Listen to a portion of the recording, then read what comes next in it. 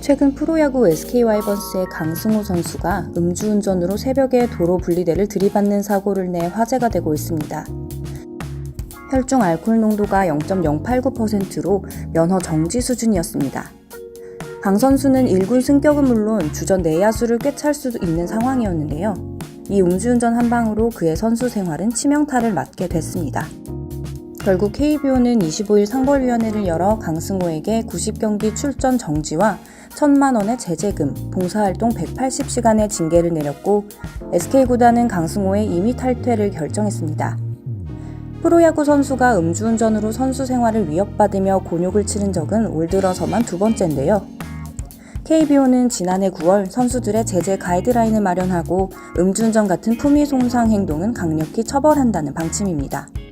이미 지난 2월 음주운전으로 무리를 일으킨 윤대영 선수에 대해 50경기 출전 정지라는 중징계를 내렸는데요. LG구단도 윤대영에게 가장 큰 징계인 임의 탈퇴를 선언해 사실상 선수 생명을 정지시켰습니다. 임의 탈퇴는 소속팀의 동의 없이는 다른 팀으로 옮길 수도 없고 훈련 참여도 불가능해서 선수 활동을 할 수 없게 됩니다. 음주운전의 엄중한 후폭풍은 비단 프로야구 선수에만 해당되는 것은 아닙니다. 인기 연예인들도 음주운전으로 한순간 TV에서 사라지고 모든 활동을 중단해야 하는데요. 지난 2월에는 3일 간격으로 배우 안재욱과 김병옥이 잇따라 음주단속에 적발됐습니다. 당시 두 배우 모두 혈중 알코올 농도가 면허 정지에 달하는 수준인 것으로 알려졌는데요. 먼저 음주단속에 걸린 안재욱은 술을 먹은 다음날 운전대를 잡아 이른바 숙취운전으로 경찰에 적발됐습니다. 이에 반해 김병옥은 대리운전으로 아파트까지는 잘 왔지만 직접 주차를 시도하다가 신고를 받고 출동한 경찰에 덜미가 잡혔습니다. 음주운전은 특히 2018년 12월부터 윤창호법이 시행되면서 그 처벌 규정이 훨씬 강화됐는데요. 만약 음주운전자가 사망사고를 낼 경우 종전 1년 이상의 유기징역보다 훨씬 무거운 3년 이상의 유기징역 또는 무기징역에 처해집니다.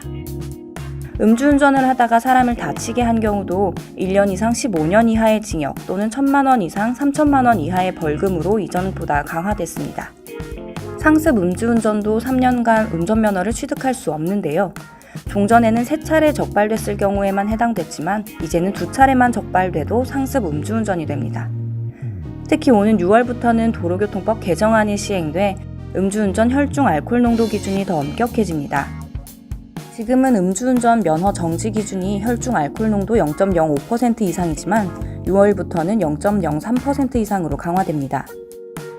면허 취소 알코올 농도도 0.1% 이상에서 0.08% 이상으로 낮아집니다.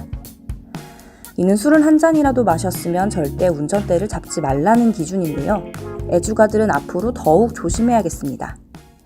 다음으로 음주운전과 관련된 알쏭달쏭한 사건들을 한번 볼까요? 술을 마시고 집에 온 남편이 아내가 위급해 음주운전을 해서 약을 사왔다면 어떨까요? 2016년 1월 실제 벌어진 이 사건에서 대법원은 아무리 아내 약을 사기 위해 음주운전을 했다고 해도 면허 취소 처분은 정당하다는 판결을 내렸습니다. 당사자의 불이익보다는 음주운전을 방지해야 하는 공익이 훨씬 중요하다고 봤기 때문입니다. 그럼 잇몸병 치료를 위해 소주로 가글을 했다가 음주운전에 적발돼 면허 취소를 당했다면 어떨까요?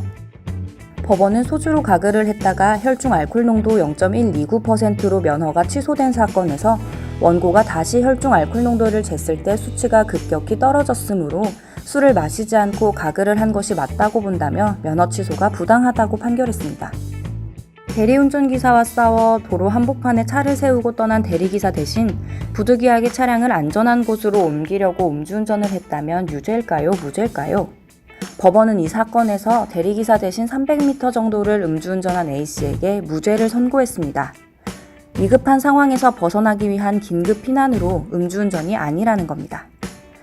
만약 만취 상태에서 운전자가 직접 운전하지 않아도 되는 자율주행차를 타고 집까지 갔다면 어떨까요? 이 경우도 음주운전에 해당될까요? 미국 캘리포니아에서는 지난해 11월 실제 이런 일이 벌어졌는데요.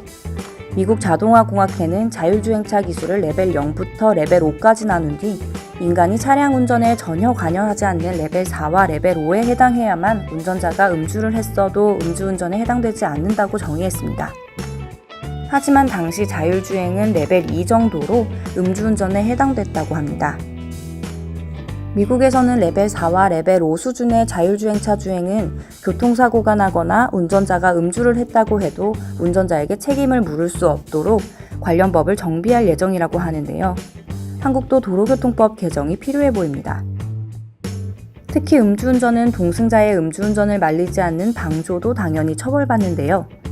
검찰은 음주운전인 사실을 알면서 차량 열쇠를 술 마신 사람에게 주거나 음주운전을 할 걸로 알면서도 술을 제공한 사람, 음주운전 차량에 동승한 사람 등도 음주운전 방조죄로 처벌받을 수 있다고 강조합니다. 음주운전은 운전자 자신의 처벌은 물론 이를 말리지 않은 동승자도 처벌받는 엄중한 범죄입니다. 본인이 해서도 안 되고 다른 사람이 하도록 놔둬도 더더욱 안 되는 게 음주운전입니다.